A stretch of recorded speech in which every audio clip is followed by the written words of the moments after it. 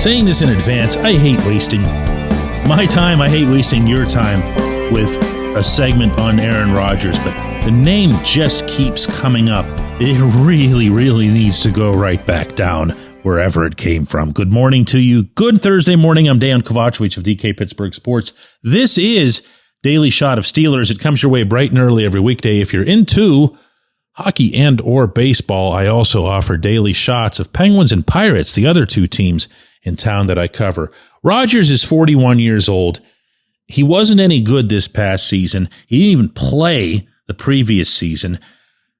He is a name. He's a massive name in the sport, and rightly so. Everything that he achieved in Green Bay has earned him that. And to his credit, even at his current age, he was occasionally able to still show flashes of the old Rodgers as opposed to just being the old Rodgers. It's stunning to me that real live people, real live football analysts, I'm not talking about just, casual Joe fan here or whatever, a real live Hall of Fame former Steelers coach in Bill Cowher would publicly suggest that the Steelers could be interested in Rodgers. No. I could end this segment right here and it would feel so much more fulfilling. But no. In fact, I'm going to take that further and include all older quarterbacks into this category. Let's start putting some pieces together here. Let's start thinking about logic as opposed to whatever the last big mouth on TV had to say. Mike Tomlin stressed in his end-of-season press conference a month ago the need for mobility at quarterback. Art Rooney, a couple weeks later, stressed the same need, and he took it further by saying he'd like to see the whole room built that way so that Arthur Smith and the offense can have more continuity on offense. Those were only two of many signs that they don't want Russell Wilson around anymore, which they don't.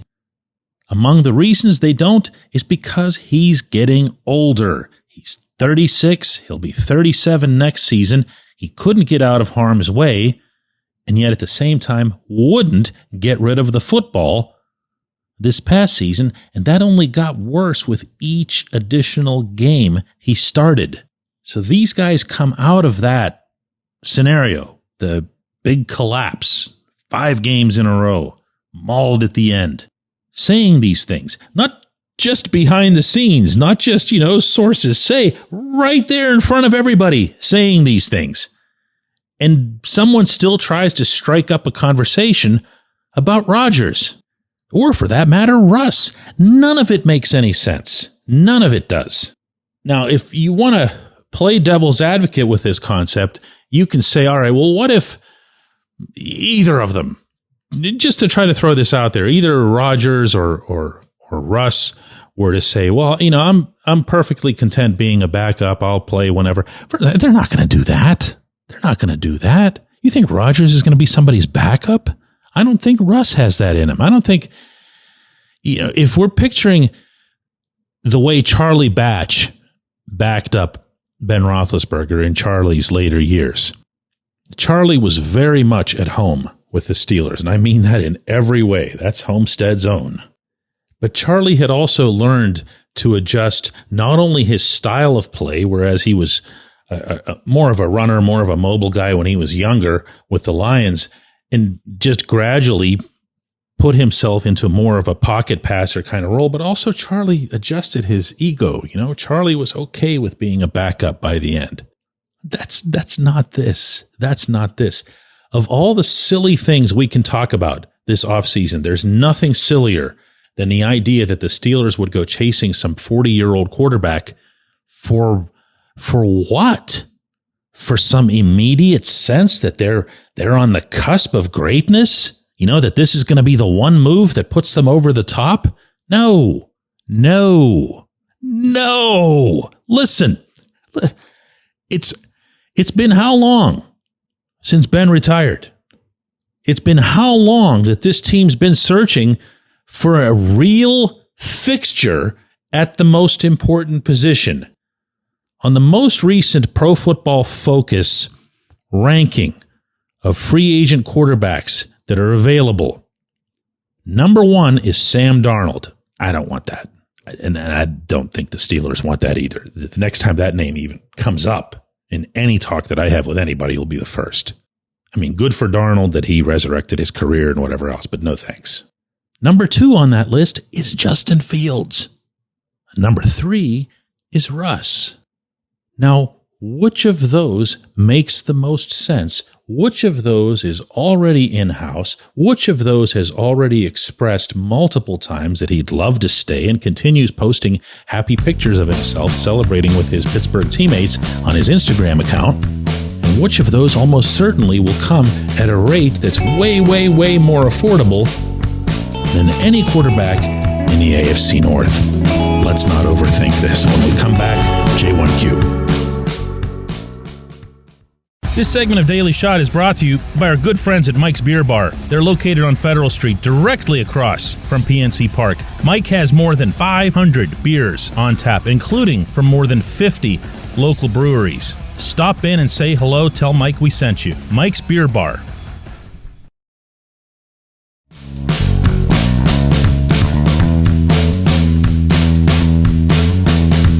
Today's J1Q comes from Zach, who, in referencing yesterday's program that was mostly about Pat Meyer continuing to keep his job as the offensive line coach, Zach adds to this, DK, do yourself a favor and look up Meyer's resume.